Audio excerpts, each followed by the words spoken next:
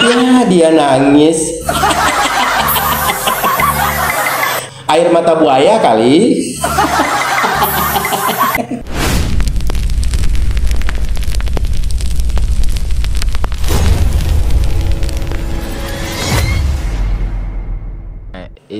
Selamat malam bapak-bapak. Selamat malam juga Mbak.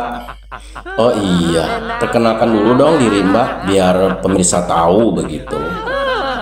Siapa nama Mbak? Saya Marcella Santoso. Siapa? Marcella Santoso. Oh, Marcella Santoso. Iya. Apa nih yang mau disampaikan? Silakan.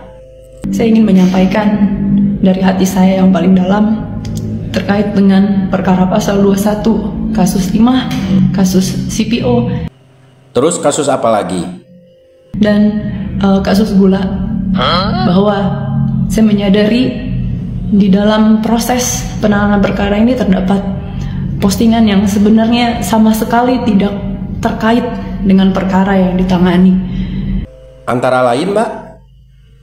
Antara lain terkait dengan isu kehidupan pribadi Bapak Jaksa Agung, isu Pak Jampitsus, isu Bapak Dirdik, dan bahkan terdapat juga isu pemerintahan Bapak Presiden Prabowo seperti petisi RUU TNI dan juga Indonesia Gelap. Apa? Indonesia Gelap?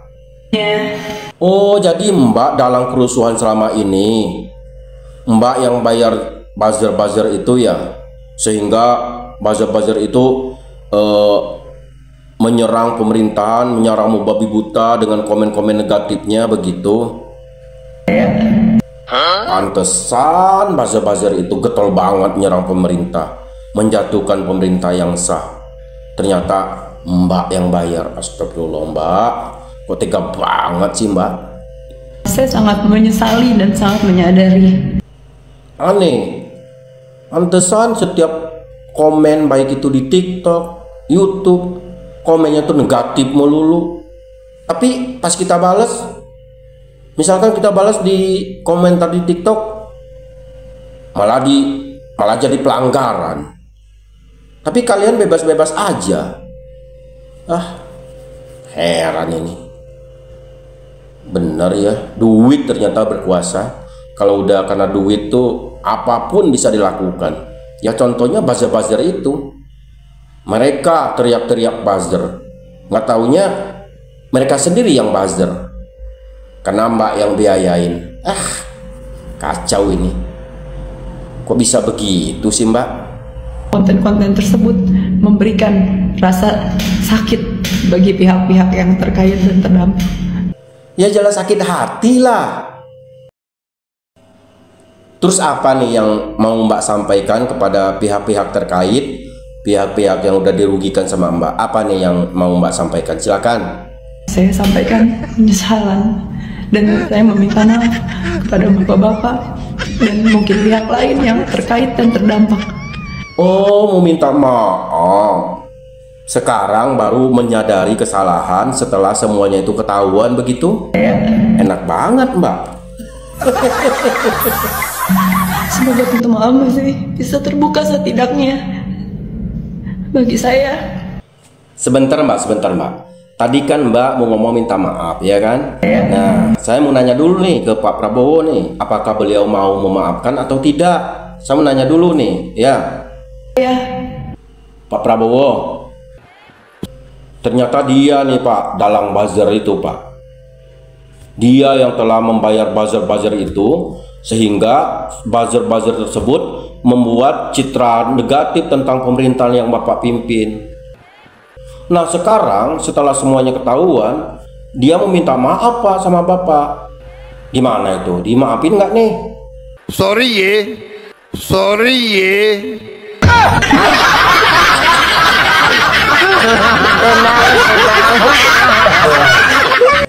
Sorry katanya Mbak. Ini parah nih. Ya, dia nangis. Air mata buaya kali.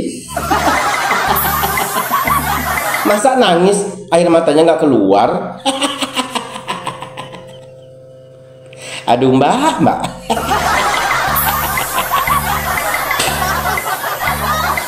Apalagi nih yang mau disampaikan? Silakan. Saya sejujurnya tidak pernah merasa ada ketidaksukaan atau kebencian secara pribadi, baik dengan institusi, ataupun dengan pemerintahan, ataupun dengan personal. Karena di dalam chat saya dan sudah dimasukkan ke dalam BAP, salah satunya terdapat percakapan yang saya antara saya dan rekan saya sampaikan bahwa ada baiknya juga APH ini seperti Bapak Febri. Dan sebenarnya pendapat pribadi saya juga salut dengan warna penegakan hukum dan semangat penegakan hukum yang begitu tinggi di dalam institusi ini. Itulah pendapat pribadi saya, sehingga saya tidak pernah ada kebencian pribadi dengan institusi ini ataupun pemerintah. Bahwa hingga terdapat konten-konten yang ternyata baru saya ketahui banyak juga di dalam penyidikan ini. Saya apapun dan bagaimanapun ceritanya saya sampaikan permintaan maaf, terutama bagi pihak-pihak yang tersakiti dan terdampak. Ya udah, tadi kan udah kita dengar bahwa Pak Prabowo nggak mau maafin. Sekarang ikutin aja proses hukum ya. Ya. Makanya jangan mau jadi bos buzzer. Kalau mau jadi pengacara, pengacara aja. Jadi pengacara yang jujur, yang berintegritas.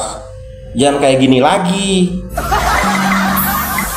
Saya khawatir nanti banyak lagi loh pengacara-pengacara kayak Mbak yang memanfaatkan jabatan gitu, ya kan? Ya jangan sampai lah, cukuplah Mbak aja. Sebentar Mbak. Tapi ngomong-ngomong, itu rompinya nomor 3 tuh. Jangan-jangan nih Mbak, jangan-jangan, bukan nuduh. Jangan-jangan waktu pilpres yang lalu Mbak pilih nomor 3 lagi, ya kan?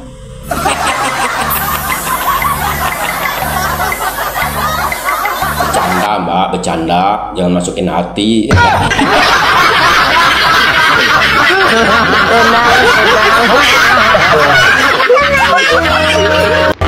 Tersangka lagi. Kali ini Marcella diduga jadi otak di balik demo bayaran, seminar settingan, bahkan bayar media buat jelek-jelekin Kejaksaan Agung.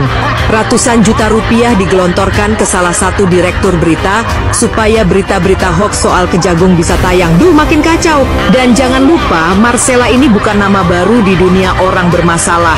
Dia pengacaranya Rafael Alun, Harvey Mois, sampai anak buah Verdi Sambo.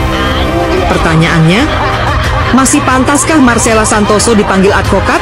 Atau sudah waktunya Marcella masuk jeruji besi? Hukum gak akan pernah bersih kalau yang kayak gini terus dibiarkan. Setuju?